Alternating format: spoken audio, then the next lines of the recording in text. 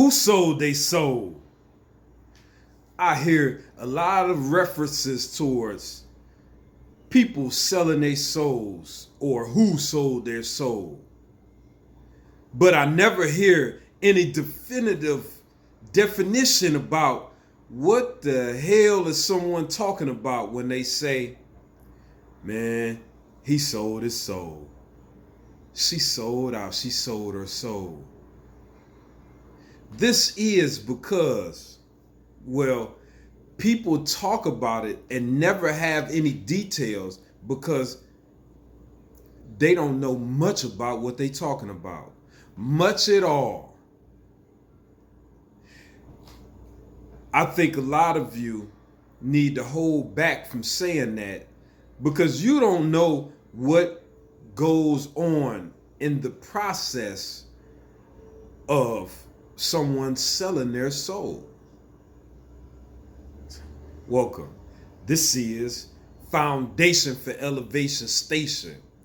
And today I want to talk about people that making claims, having opinions about that in which they know very, very little about. But hey, talking trash has become probably our number one pastime. I wish it was exercise. Like I wish that people would gossip and talk and it was a form of real exercise. Like, hey man, or maybe we can punish them. That's what I would do. Here's a story about it. I'm just throwing this in. When I first went to federal incarceration in like 2002, I went and it was the TV room. And when we would watch sports, it was like an ongoing contest. When someone said an inaccurate stat or someone made a bet and lost, you would have to do exercises to replenish that blunder. And I think that's what should be done too when we talk about things that we know not much about, or we are gossiping, being the negative. I think that we should have some type of physical fitness. And I know how people don't like to work out nowadays in 2024. I think we would be positive as hell. Everybody agree, like, yeah, man, if I'm negative, I'm gonna do some jumping jacks. I'm gonna do 100 for every word I use. That's yeah. I bet because people don't like to work out. I know they'll get it. All praises be to God, man, if that was to come true. But back to someone selling their soul. People, me, even though I know the vast majority, 98%, 99% of those that sell their souls, they agree to the process. They agree because they want to be initiated into what comes thereafter. Parts of the process are dark. Some people lose family members. Some people, they have to do things to influence other people to trip into harm in their life, to lose a lot of money. Some people, during the process of selling their souls and thereafter, they have to sell someone or influence someone to eat or drink something that is just harmful to their existence, physically, mentally, and spiritually. Just like in a gang, we have gangs and they have to go out and harm someone to be initiated. They going through a process of selling their soul. And when we say movie stars and actors, it's the same. They're selling their soul, so they agree to do heinous acts to prove that their spirit can get so low vibrational that they can hurt someone and ignore it.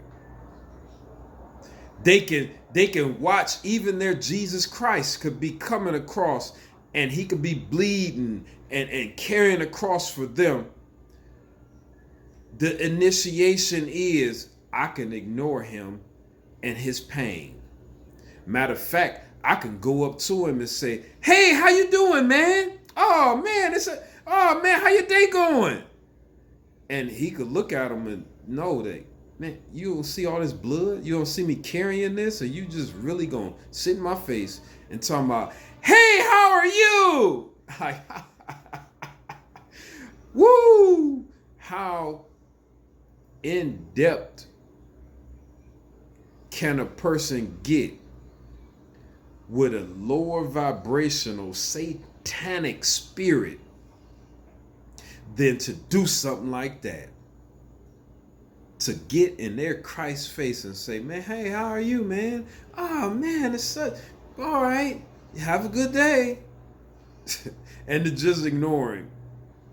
This is how people sell their soul. We all see the different forms of selling your soul, especially with this brother love, brother butt love, Puff Daddy stuff.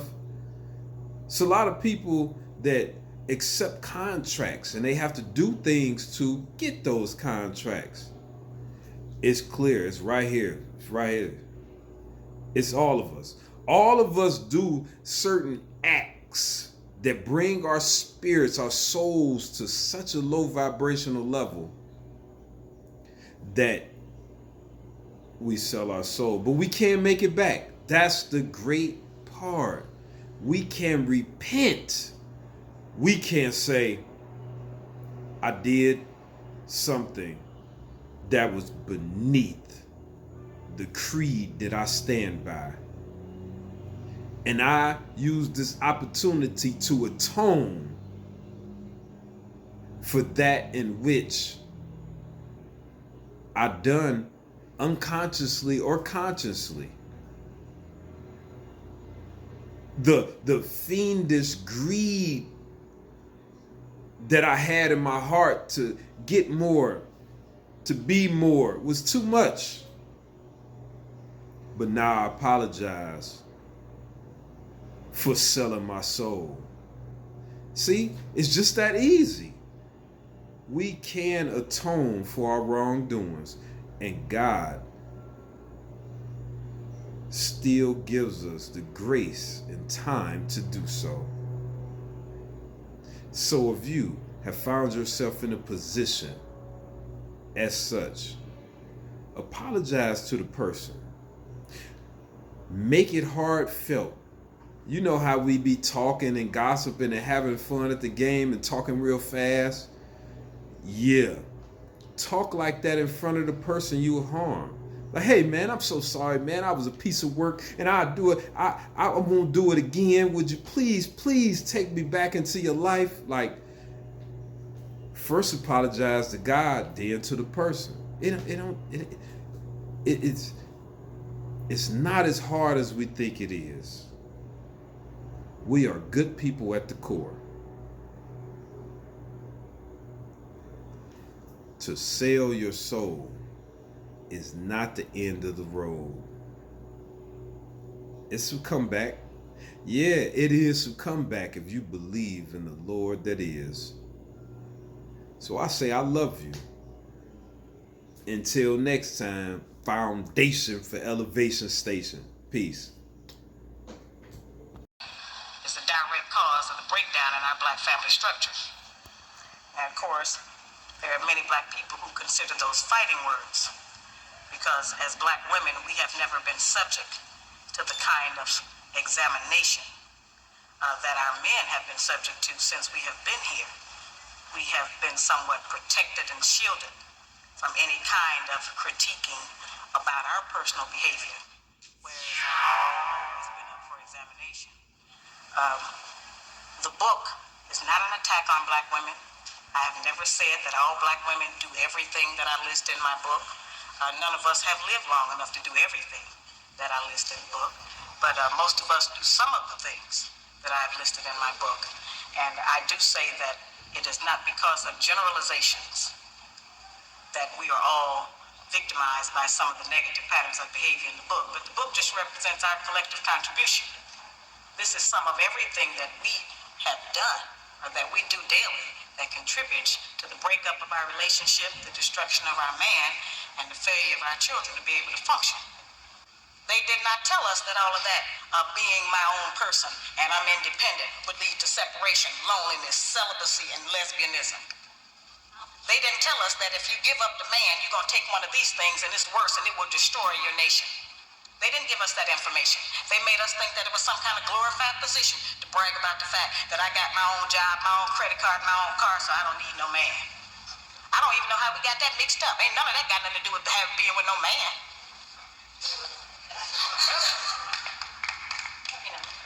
We have some serious relationship problems that nobody has been able to address us on because everybody wants to pretend that this is not going on.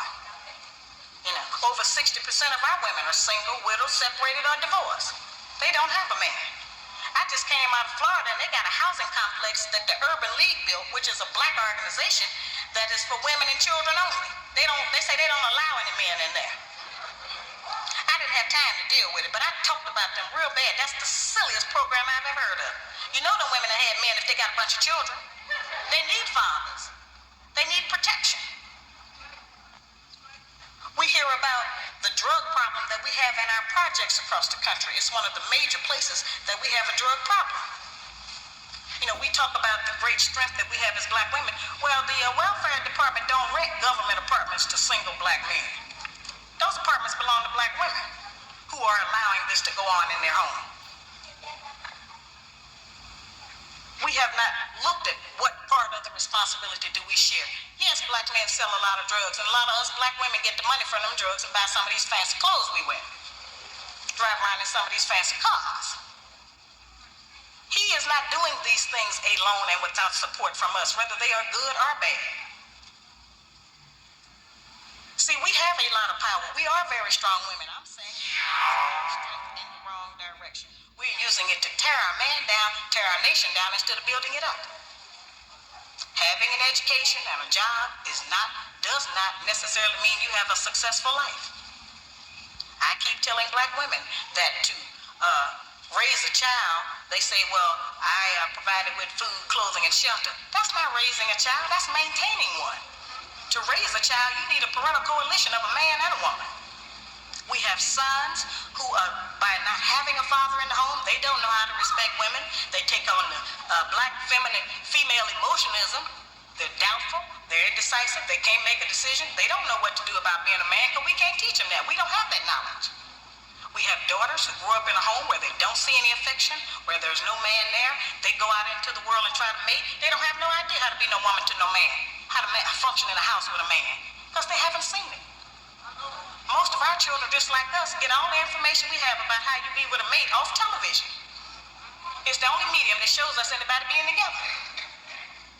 Those rules have not worked for us. The white woman's liberation movement, we don't have anything to do with that. We have not been under the control of the black man for over 500 years, so what do we have to get liberated from them from? They haven't been our boss. That's the white woman and her man. They're going through that, and that's their business. We don't have any business being in there. They only introduced it to break down the civil rights movement. Civil rights movement started with the black man, the black woman, and the black child standing together, trying to plead for freedom, justice, and equality, and more benefits in the country that they had built.